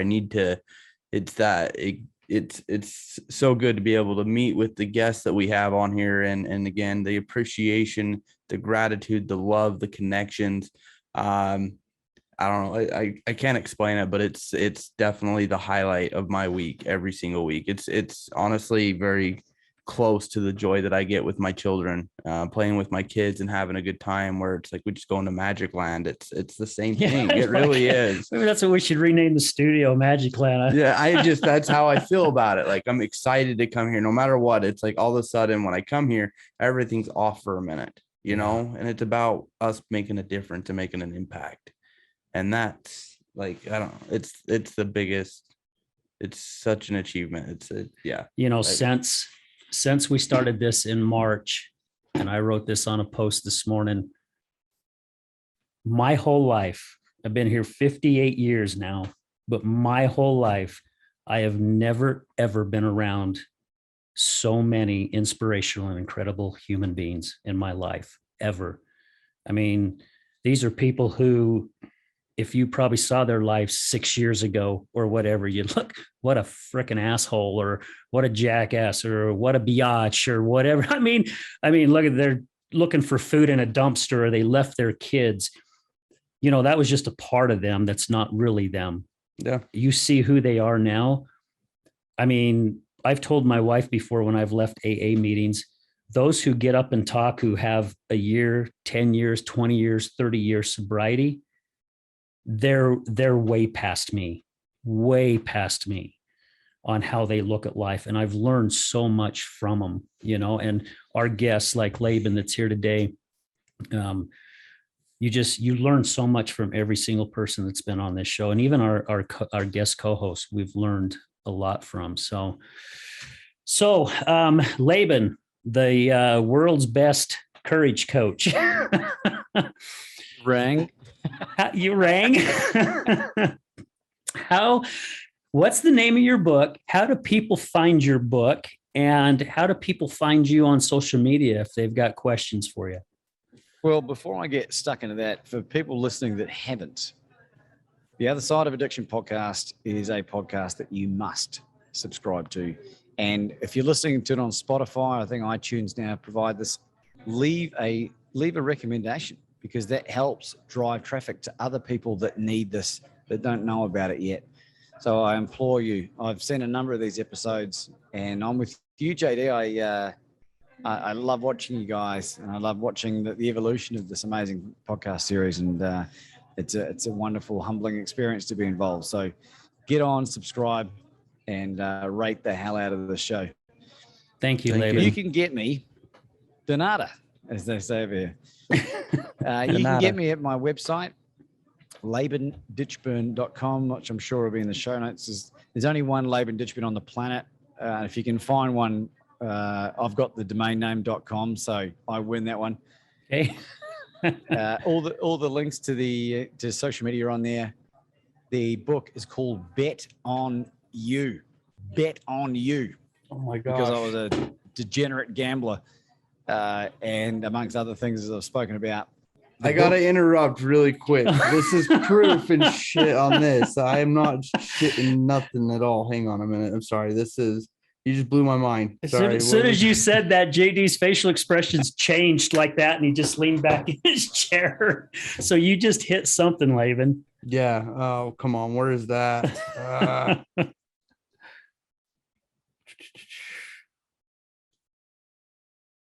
So is your audio also like on Amazon? Can you find all that there as well?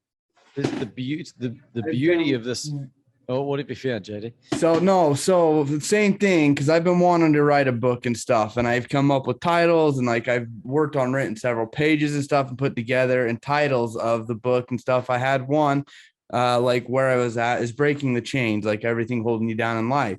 And legit, I just showed it to Al, and it is back from 2/9 of 2020. So last February, the title of the book as I was working on it is Bet on You.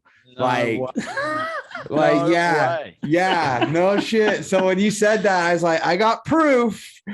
I've been I'm sorry. That was just that was cool. Well, the book was inspired by Les Brown in May 2020. So you actually thought of it first. Wow. Yeah, but you completed it. So I give you props. I give props on that. But like I said, into the law, right? It was one of those things, again, just thinking of a title and stuff, because again, it was one of those things like trusting ourselves that we have the ability and the capability. Everything we need is inside us, and then again, that stuff and knowledge, I know it's just practicing it and building it into a habit. And again, this is why I love coming here to the show. And then again, meeting people like yourself again that understand that quantum and stuff, because it's like I have the knowledge, I have the information, it's just digging a little deeper, right? But that was a big thing. And Les Brown, I love him. I think he's phenomenal. I've got his audio on becoming a speaker, because that's essentially like the ultimate. I love speaking. I've spoken at some events, and it is like the ultimate rush for me to change people that way. Like, it's awesome.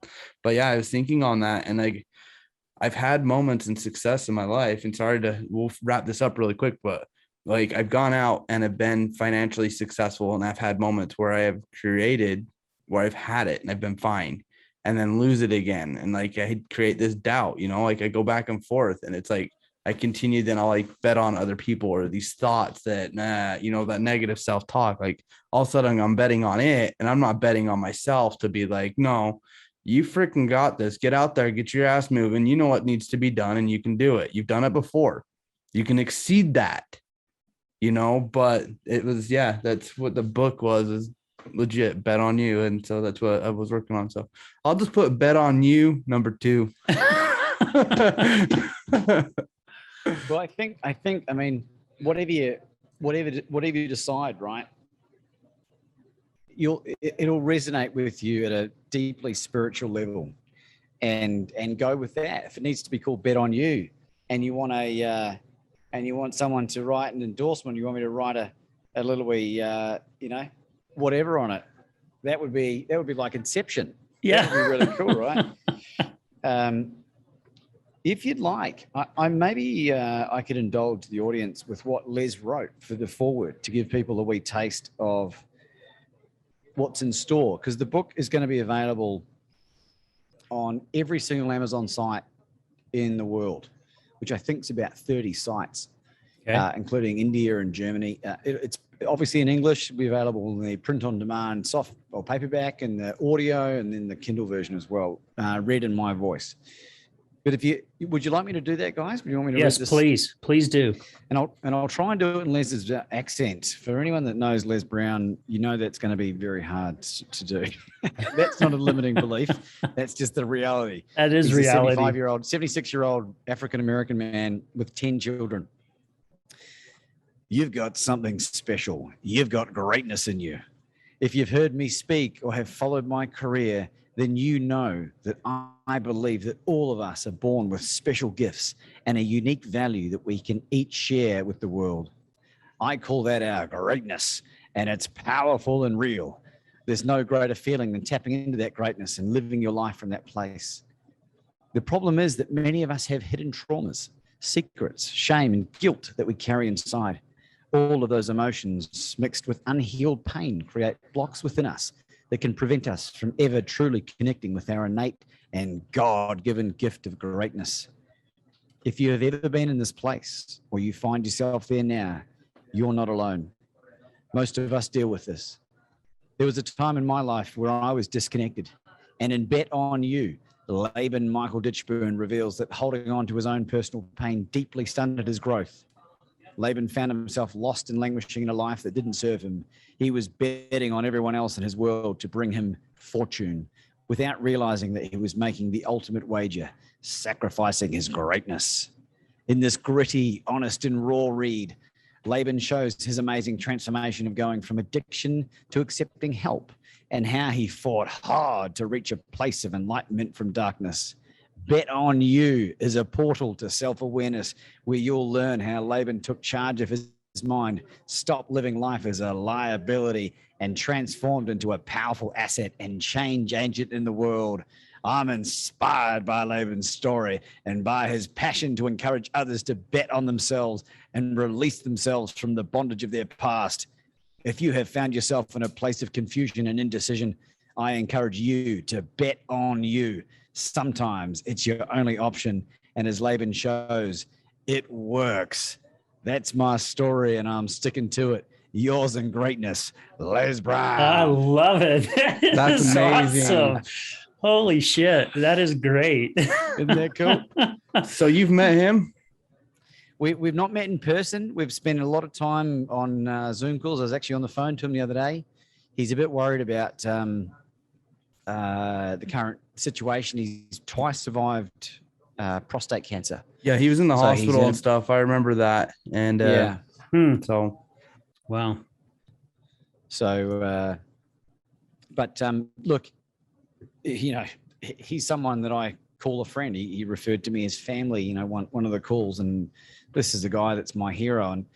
And for those that don't know me, I don't come from a celebrity background. I don't come from a background of notoriety or fame. I'm just someone who's decided to become known as the world's most positively influential speaker. And when you start behaving like that and call yourself the world's best courage coach, people pay attention, you know? Yeah. So bring it on. You know, and I love that positiveness about you, Laban. And that's something that I think everybody needs to look at it, look in themselves in the mirror in a positive way. I have these certain habits that I wake up and do every single morning. And one of them is writing in a journal. And as we've shared before on this show, the words that follow I am will follow you. And I don't know if this sounds a little bit arrogant on the show or not, but I'm going to share it. But I put on there that I am a successful podcast host of one of the number one addiction podcast out there. And I tell myself that on a daily basis, even though I may screw up. I'm not best with the English language. Sometimes I pronounce words differently. Sometimes I use it in the wrong content, but that's me. That's who I am. And I'm okay with that. But I live that every single day. I was telling Brad, I called him last week after we got done doing that class. And I said, you will not believe what just happened to me in that class. And he's like, what? And I'm like, my wife and I get there, and this guy who's up front doing some stuff on the stage connects eyes with me, and he jumps off the stage and he's coming over to me, and I'm going, what the hell does this guy want? Comes up and introduces himself as Jeremy. He's Janie's stepson. And he goes, are you Al? And I says, I am. And he reaches out and shakes my hand. And he goes, I just want to tell you, thank you for what you're doing with the podcast. He says, I've listened to some of your episodes. He says, I just love it. And then we ended up going for a lunch break. And after the lunch break, we were kind of in there mingling a little bit. And I had this young lady come up to me and she goes, would you happen to be Al? And I'm like, I am. And she goes, oh my gosh, we love your podcast. I'm like, this is so freaking cool that people are starting to recognize what we're doing. yeah. You know, and we've only been doing it for a short time. Yeah. And it is so cool. And I don't know, you call yourself, you know, the world's best courage coach. Yeah, the world's best courage coach. And you live that on a daily basis. And that's how I'm looking at my life right now, that because this is what it seems like to me, and no one's going to take that away from me. Well, I just want to add something to that, and I'll give that a big amen, Al, to what you said. But I would encourage you both to take it a little notch higher, right? Okay. Because when you hang around the world's best courage coach, like, you kind of got an obligation to push this the limit, you know? Yes, we do. There's nothing stopping you guys from having the best addiction podcast on the planet. And I'd encourage you to think about that just once the show's finished, and just ruminate on that a little bit, because it's all about breaking through the glass ceilings of what we believe is possible. And it can take time. But the impact that you're already having on people should be an indication that you have an obligation, I feel now, to take this podcast into anyone that speaks English. Yeah. And then look at getting it translated into different languages, which is why I was in Germany, went to the book fair there in Frankfurt, biggest book fair in the world, to try and learn about getting the book translated into as many different languages as I could. So have a think about that, gentlemen. Have a think about it. Let it stew a little while, and I reckon you'll feel pretty good about it. And then you got to ask yourself the question tomorrow morning: how would the world's best addiction podcast host behave? Yeah. Wow. It's great. That's how I'm going to live it now. Yeah. What would Lama do? Yep. I love it. WWLD. Right? Laban, again, thank you so much, brother. I mean, I am so blessed and grateful that Vanessa connected us. I mean, I feel like I've known you for years already, that we've been friends for a long, long time. I'm so grateful to have you in my life. We are very blessed and appreciative to have you on our show and for you to share your knowledge, your experience, what you're going through. And, you know, you're working on yourself every day still, and we're going to do the same. And you're helping people, encourage people to do the same. And we're going to continue to do that here on our side. Is there anything that you would like to leave with our audience today before we sign off here?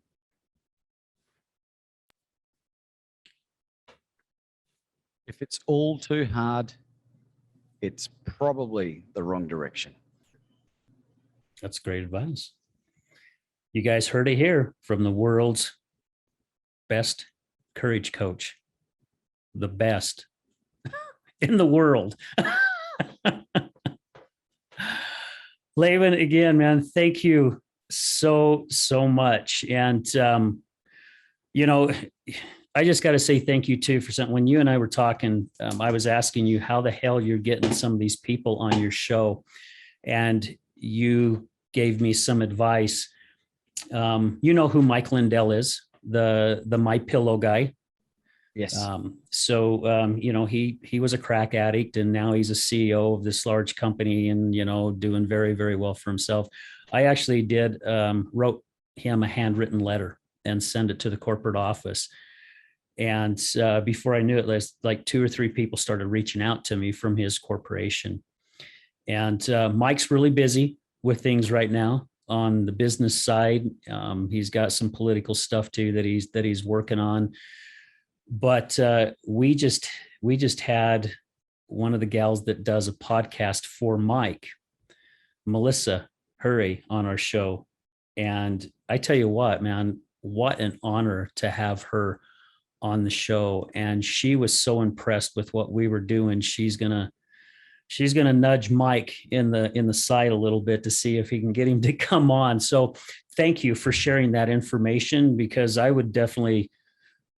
would definitely love to get people like Jack Canfield on the show, and other people who we just want to encourage people. You know, I would love to, just if you ever, even if I don't ever, but say, hey, JD Greenouch from Utah, Les Brown, freaking loves you. Absolutely phenomenal. I was praying for his recovery when he was in the hospital back in, what was it, St. Petersburg or St. Louis or whatever, the hospital he was in. Yeah. So like when he was going through, he went through his surgery stuff, because he was on Facebook Live and stuff, and he went down for a couple of days. But yeah, no, again, and also too, again, Laban, you're an amazing soul, an amazing person. And again, thank you for everything that you're doing, the lives that you're touching, the lives that you're changing and stuff. It is definitely, it's needed. And so again, and you definitely, I've got almost 3 pages of note from listening to you. It is definitely stuff that I've needed the last couple of weeks and stuff. And I'm very grateful for it. So thank you. Well, it's my absolute honor. And I'll tell you one thing here, JD, I'm not going to make that call. I'm going to send you Les's phone number, and I'm going to let you try and make that phone call yourself. That would be amazing. I don't think you'll mind getting that kind of phone call. Thank you. So cool. Thank you. All right, Laban, again, my friend, thank you so much for your time, and enjoy the rest of your time in Mexico. Be safe. And I'm sure you've got all kinds of things in the works. So I know you and I will stay in touch. Anyway, I hope we will. So We will. Well, don't you worry about that, gentlemen. And I just want to say I love you both. And people listening, I love you too. There's a lot of love. There's a lot of love to go around. Yes. All right, guys, before we sign off again, thank you to our special guest today, the world's best courage coach. Guys, reach out to him and watch for his book and his audio that's going to be coming out. Again, thank you to all our supporters. Thank you to Brad with Resilience Talk Network. Thank you so much for opening your arms and allowing us to come into your studio and do what we have just fallen in love with this. He asked me when I first started, if you better be into it for the long haul. And yeah, we're in it for the long haul. So guys, we're going to leave you with this as we do every week. Remember, addiction is giving up everything for one thing. Recovery is giving up one thing for everything. We're out.